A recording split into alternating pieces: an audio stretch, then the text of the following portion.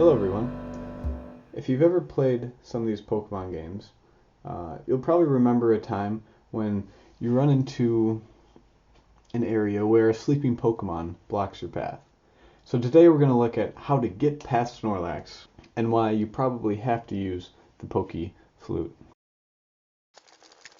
So here you are walking along the path and you see a Snorlax. Of course, you have no idea what a Poke Flute is, so naturally, you're going to rely on your knowledge of physics to overcome this obstacle. So you begin to analyze the situation by drawing a free body diagram of Snorlax. We're going to represent Snorlax again with a single dot. So we know that Snorlax has some sort of weight. When we draw this weight vector, weight as a force, it's going to point straight down, okay? Because gravity is pulling Snorlax straight down. We're going to call this W, and we're going to set it equal to m times g.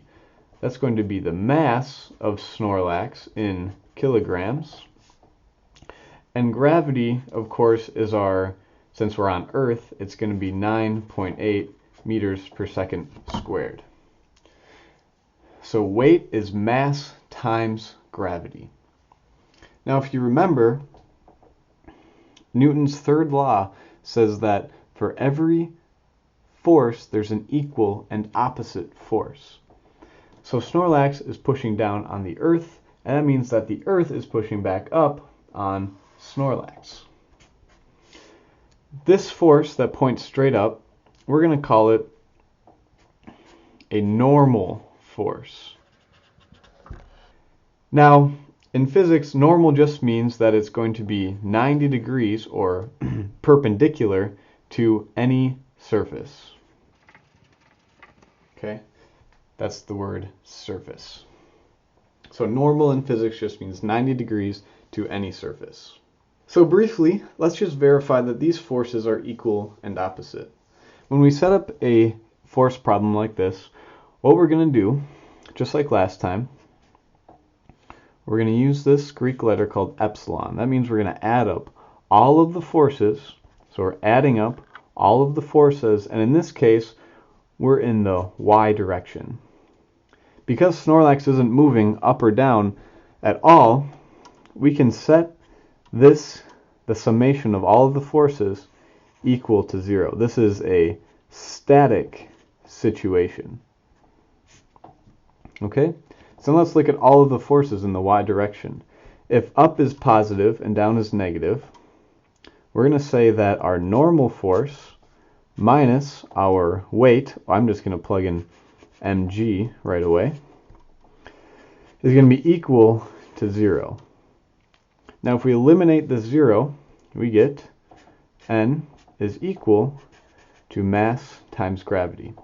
So in this case, where Snorlax is sitting on a flat surface, we get that the normal force is equal and opposite to the weight. So Snorlax has a weight down, pushing on the Earth, and the Earth has a force pushing back up on Snorlax, and because these forces are equal to each other, Snorlax is not moving, and that's why it's a static situation. So let's say your solution to getting past Snorlax is to just go up and just push him out of the way. So let's draw a free body diagram of this situation. Again, we'll represent Snorlax with a single dot.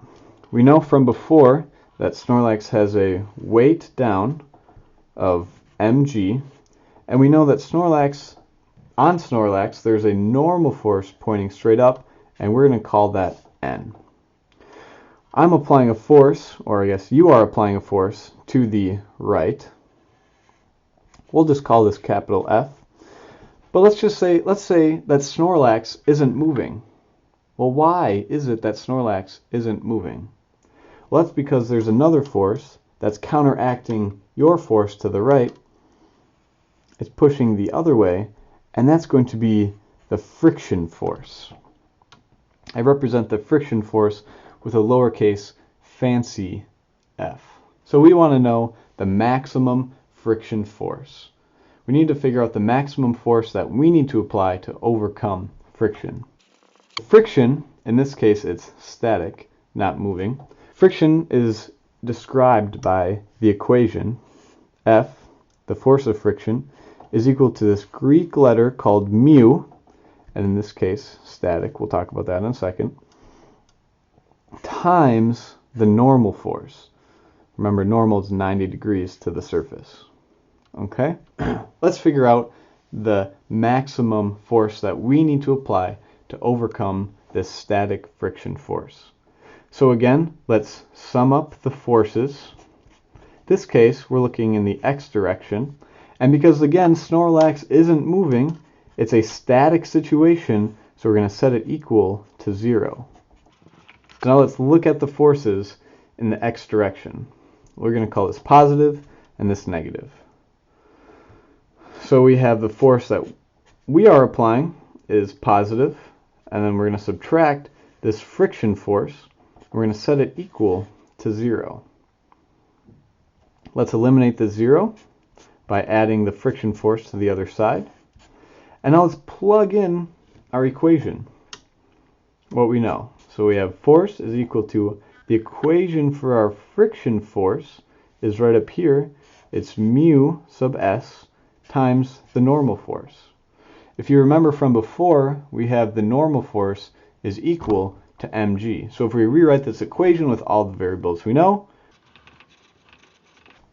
now I've looked it up for you. We're going to assume that Snorlax is made of leather, and we are trying to slide him across some oak. And it turns out that the coefficient of static friction for leather on oak is 0.61. Now the coefficient of friction is usually between 0 and 1. There's no units, it's dimensionless. Okay? I've also looked up the mass of Snorlax. The mass of Snorlax is 460.0 kilograms. And of course we know that G is 9.8 meters per second squared. So we're going to come down here, plug in the numbers that we know. We're going to dump it into our calculator here. And that gives us a force of 2,750 newtons. Quite a large force. So let's talk about friction just a little more. So the really cool thing about friction is that it's going to match the force that you apply up to a certain point. So if we draw a graph of the force that we apply to, say, Snorlax by time, we're going to see something really interesting happen. The friction force is going to match our force up to a certain threshold. At this threshold, Snorlax begins to move. And once Snorlax begins to move, the force that we need to apply significantly drops instantly. And the force to keep him moving is a lot lower. So this right here is the static part, and this right here, another type of friction called kinetic friction. The difference between the two is that kinetic friction uses a different mu value and static friction. You're going to explore this idea of this graph a little bit more in class tomorrow. Okay? So now let's say you gather up all of your friends, you get a rope, and you tie it to Snorlax's arm, and you're going to pull on Snorlax. Let's draw the free body diagram to represent this situation. So, again, we're going to represent Snorlax with a single dot. Again, we know that there's a weight down called mg, and we know that there's a normal force up called n. This time, we're going to be applying a force to the left. Now, which way does the friction go? Well, because we're pulling to the left, friction always wants to oppose motion. So it's going to go to the right. So we'll call this a tension force. The tension force is because we're using some sort of cord or massless rope. Over here we have the friction force. So let's say we're able to overcome this threshold and we're able to apply a tension force of 3,000 newtons. Okay? And we know that the coefficient of kinetic friction between leather and oak is 0.52 this time. And of course we know all of our values from before, the mass of Snorlax and gravity.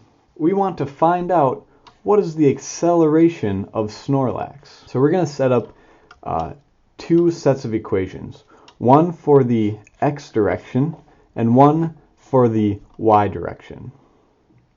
Okay, so we're going to sum up all of the forces, just like last time, in the x direction.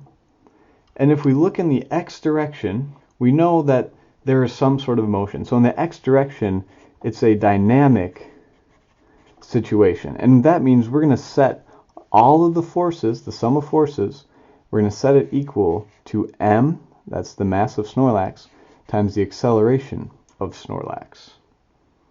So let's look at all of the forces in the x direction. Again, we're going to call this positive, we're going to call this negative.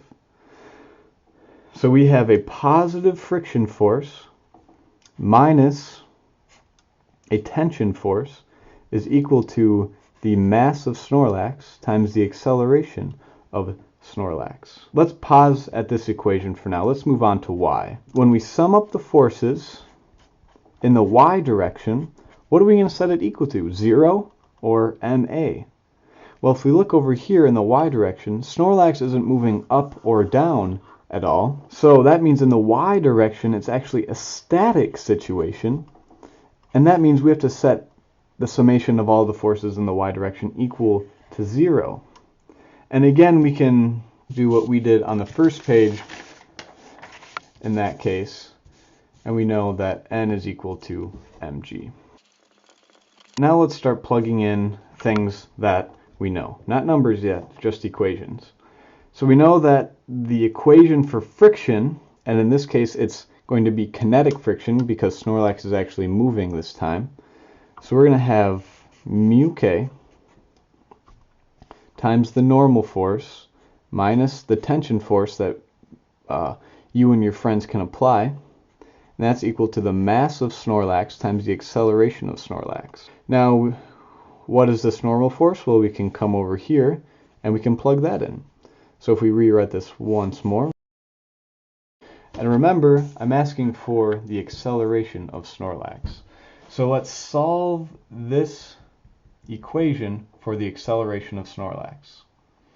So all I have to do is divide by the mass of Snorlax. So let's plug in all these values that we know. And then if we plug this into our calculator, we're going to get an answer of 1.4 meters per second squared.